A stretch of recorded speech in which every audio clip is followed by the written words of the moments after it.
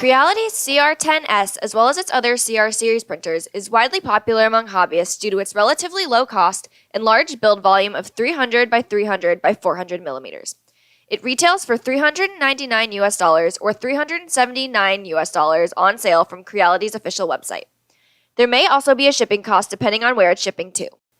While it's already a great printer off the bat, we'll be discussing some of the most useful modifications that you can add to make it even better.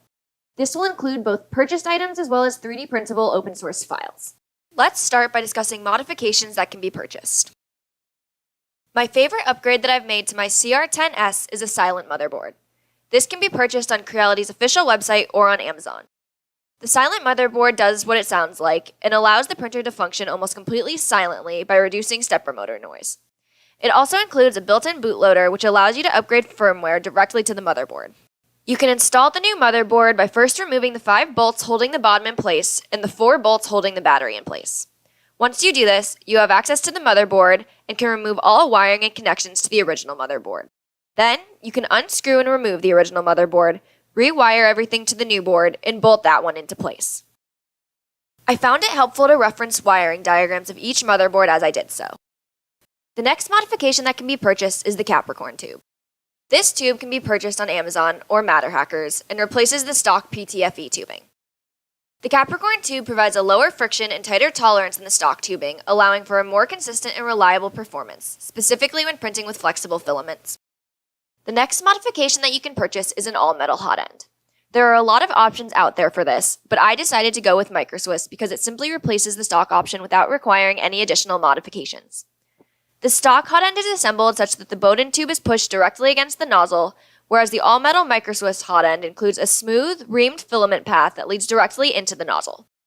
This reduces the chance of filament clogging between the Bowden tube and the nozzle if there's a small gap, and it also allows you to print at higher temperatures since the plastic Bowden tube does not go all the way through the hot end. The last modification that can be purchased that we'll discuss is an all-metal drive feed. The stock extruder is plastic, and while I never had any problems with it, I've heard a lot of complaints from others about theirs breaking. The all-metal replacement is made of aluminum and is generally sturdier and more reliable than the plastic stock extruder that comes with the printer. It can be purchased from Creality's website for only $10.99. Now let's talk about open-sourced 3D printable modifications. The first modification we'll talk about is the X-axis tensioner. I'll be showing the installation on my Ender 3, but the process is the same for the CR10S. If the belts for the X and Y axes have too much slack or are too taut, they can lead to problems with your prints. They are difficult to adjust, but they do require an Allen wrench, so this modification significantly simplifies the process. First, we're going to remove the nut holding the bearings onto this large bolt.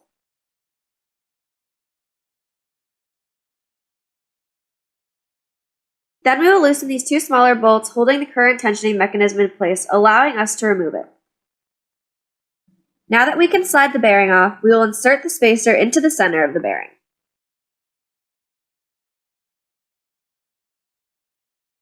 Then we will assemble our new X belt tensioner. Now we will insert our assembly onto the end of the slotted frame, making sure the notches line up with the slots correctly. It should fit pretty snug. Now, we will take our bearing, loop it through the belt, and insert it into the assembly. The hole of the bearing should line up with the holes in the assembly.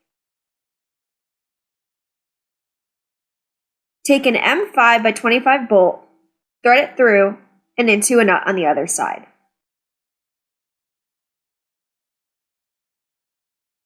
Now when you turn the knob, you can adjust the tension of the belt as it slides back and forth within this slot.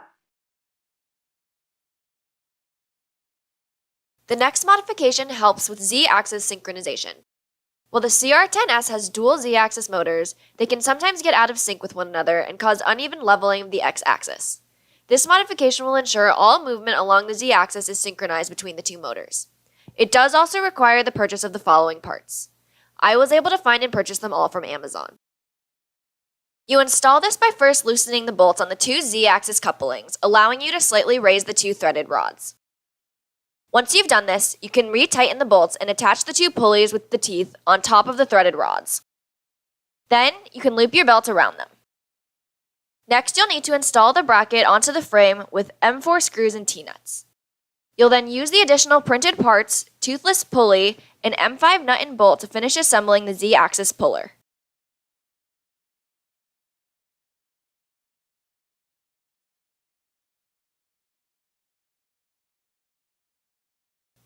Make sure that there is enough tension in the belt that it catches the teeth of the two pulleys, but not so much that it resists the Z-axis motors. Now, when one rod rotates, the other will rotate as well. The next open source modification is the extruder knob.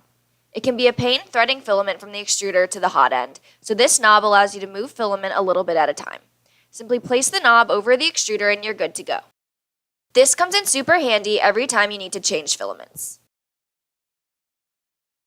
Another great open source modification is the bed handle. Without this, if you want to move the bed along the y-axis, you have to grab the bed directly, which can lead to some really unpleasant burns if you grab it while it's heated. To install the bed handle, simply remove the front two bed leveling knobs, line up the holes with the bolts, and replace the knobs. You will have to re-level your bed, but now you can easily move the bed back and forth without burning yourself.